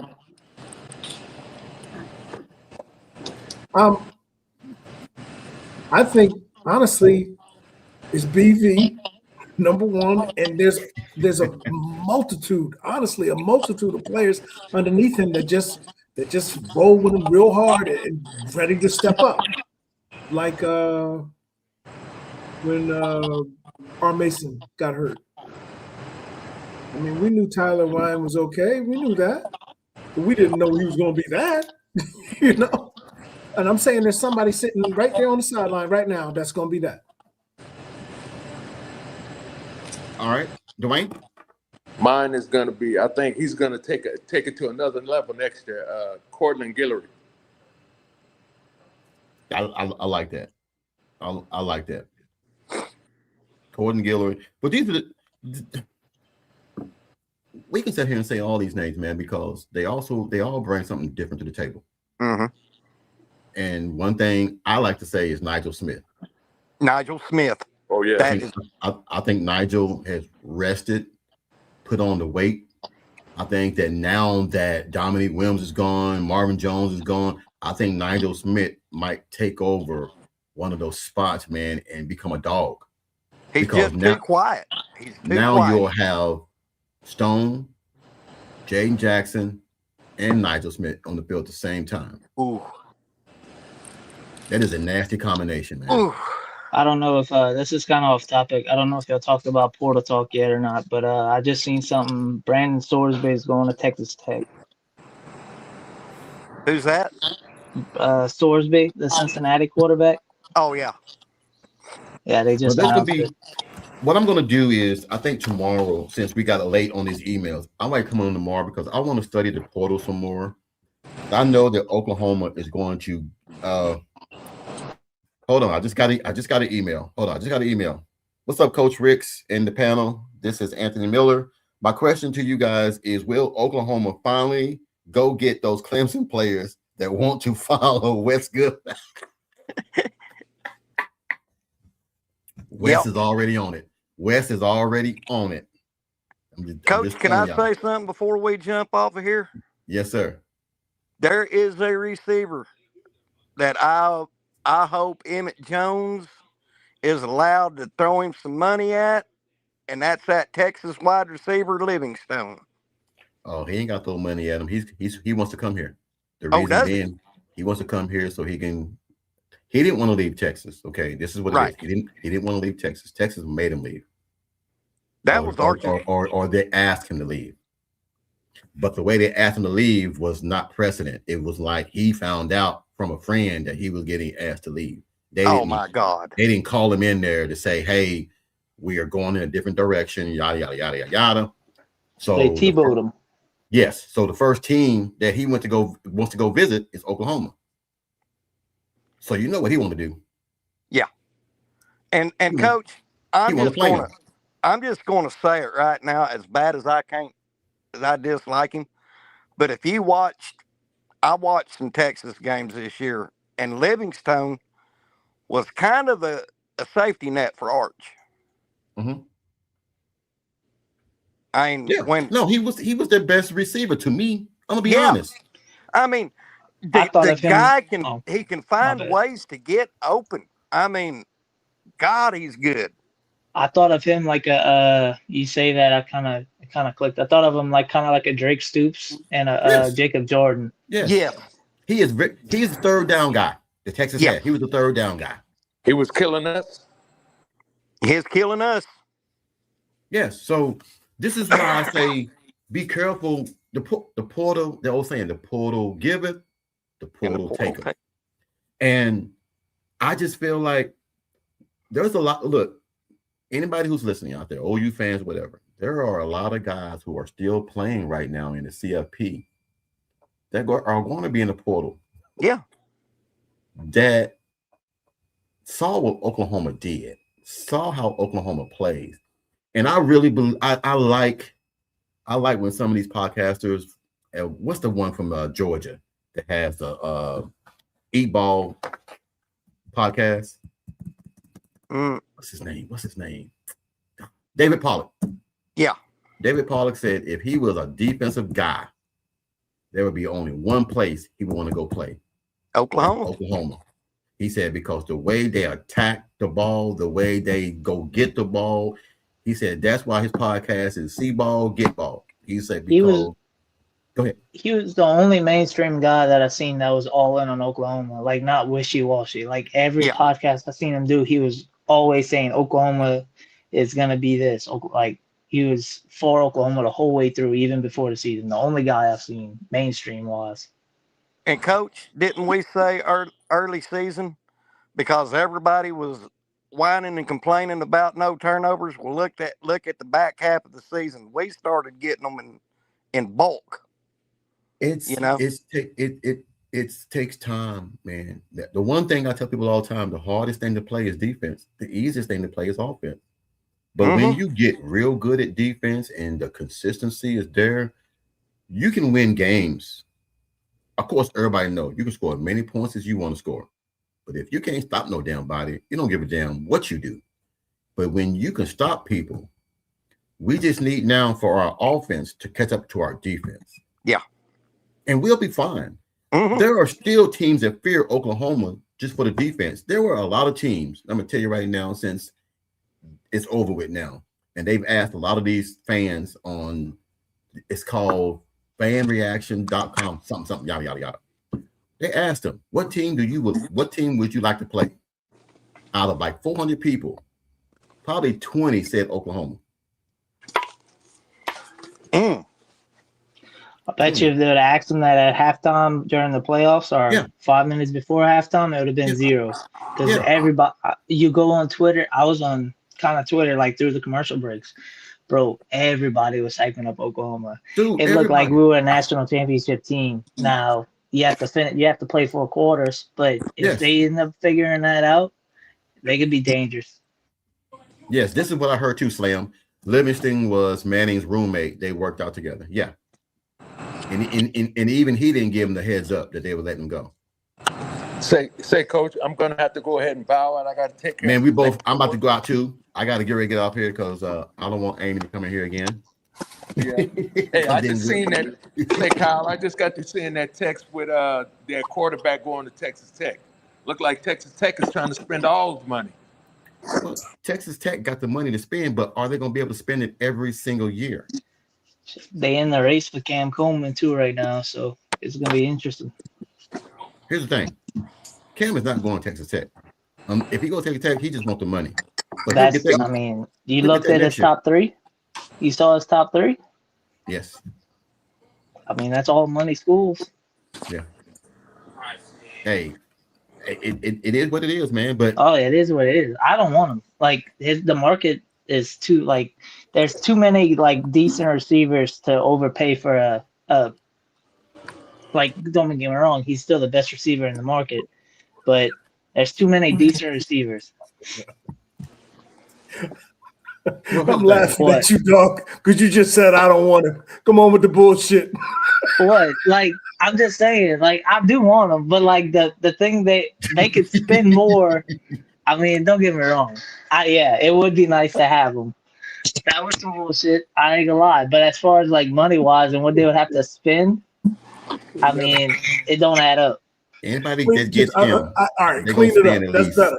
If you're gonna say it, I'll go with that. But I don't want him. That's what I meant. That's what I was coming from. That's what I was coming from. If you get him, you can get a lot more. You got 1 year with him. You're gonna spend about $5 million to get him for 1 season. Yeah, definitely. At least $5 million to get him. Oh, at least, that's the thing. At least, and you might spend 10. You're in a bidding war with some big money grippers. I mean, but the one thing that Texas Tech got going for them, that oil money has no deep pockets. It's just out there. It's just out there. You can go on there and just, you want $10 million check. There's so many billionaires in Texas. They just don't mind cutting that. Texas Tech's probably giving them a blank check. It all depends if he wants to go there or not. Jay Hoover, man, there's no way that Nagy and BB is going to spend $6 million for a wide receiver for 1 year. It ain't going to happen. No way. It ain't going to happen. No. But would you really want them to spend that much on him? No. Because with that much money. Whoa. All right, TP. TP, the union guy. Everybody is 1 year. If you think you got somebody for 2 years or 3 years, you're foolish. Okay. Everybody is 1 year. Matter of fact, the scholarship is for only 1 year. How about this? But let me reword that for you. Okay, let me reword it for you. Let's say you had Cam Coleman on one side. Okay, you got Cam Coleman, one guy, $5 million. Or would you take Deion Burks and Satega and everything, 2 for the price of 1 for $2 million? I'd go. Which one would you spend? I'd go. I'm a 2-for-1 budget buyer all day long. TP? I'm asking the union guy. Oh, You guys are high as hell if you think I'm gonna take anybody over Cam Coleman. So you don't want 2 for 1? You guys are high as hell if you think I'm gonna take anybody over Cam Coleman. Okay, if it was- now hold on, Kyle. Now, Hold I'm on, not saying, Kyle. listen, Hold on. I'm not saying we got to go get him. I'm not saying Yeah. that. I'm just saying if we wanted him and we had to pay the $5 million, I'm not against doing that. Okay, but then that now, kind of hinders us from getting other players in the portal because Yep. you already dropped the $5 million bag on him. And then you get hear people bitching about getting a bunch of FCS players to fill up spots. Yeah. And it's a catch-22. TP said he don't want to hear that shit. Yeah, right. Y'all talking some bullshit right now. I'm sorry with the language, but y'all talking some bullshit. Just We love you, if that's TP. what it is. If that's what it Hey. is, that's what it is. The number is the number. Whatever the number Shit, is. for all we know, we could spend all that money. He could turn out like a running back we got last year. Jade Knott. Yep. I mean, Or he could be Megatron. Or he could be that. yeah. We don't know. But I'm saying, listen, let me tell you something. Let me tell you all y'all something real quick. Let me tell you something real quick. My mama said, don't ever let a little thing like money keep you from having the things you want to have in life. That's true. That is true, That's TP. the end of that discussion. So the Cowboy, I agree with you on this one. I want Yeah, Cade nice. Durham and everything from LSU. I think that would be a good one. Kane Durham ain't coming over here. I'll tell you that right now. Mm-hmm. I know that for a hey. fact. Oh, he going somewhere else? I know he ain't coming here. Oh, If he wanted to come here, he'd have came here when we recruited him. And then Kane Durham ain't the best running back out at LSU right now either. So, well, sometimes when you go to where the money is and you get your money, then you can go the next year where you really want to go. I guess. Someone said nice TP. Someone agrees with TP. They said nice. Oh, we love So- TP. He's our union rep. He's our union rep. This is what you got to understand. It could be me over here, Mhm. and it could be $1 billion over there. As long as I got God with me over here, I'm not worried about the $1 billion over there. There you go, brother. But everybody don't There think you that way, go, though. brother. There you go, brother. Everybody would kill themselves sometimes trying to get that million, that $1 billion. You know, that's just what it is. But anyway, Mama's in the building. Hey guys, thank you guys, man, for jumping on. I gotta get up out of here. Hey, TP, tell Lisa I said what's up. Hey, I'm gonna get with you, TP, because we're thinking about coming to see you here soon. Amy wants to take a little 3-day vacation somewhere. And That would be beautiful. Absolutely. So I said, hey, let's go visit Lisa and TP. And she's like, that's cool. Yes, that would be beautiful. Thank you. I appreciate you thinking about us. So we're gonna do that and everything, man. So I'm gonna get with you sometime tomorrow when I get off to try to make the arrangements of when will be a good time to come down there, and then we'll make the trip down there. Yes, sir. Beautiful. Kyle, man, always a welcome man on the show, man. I sent you one last time, man, but yeah, well, I've been dealing with some shoulder shit and work and all that. So you all right? I've been. Oh yeah. I'm on FMLA till like the 12th right now. So. Hey, you need a union rep? Need a union rep? Oh, dude, if I speak union anywhere near my job, I'm losing my job. So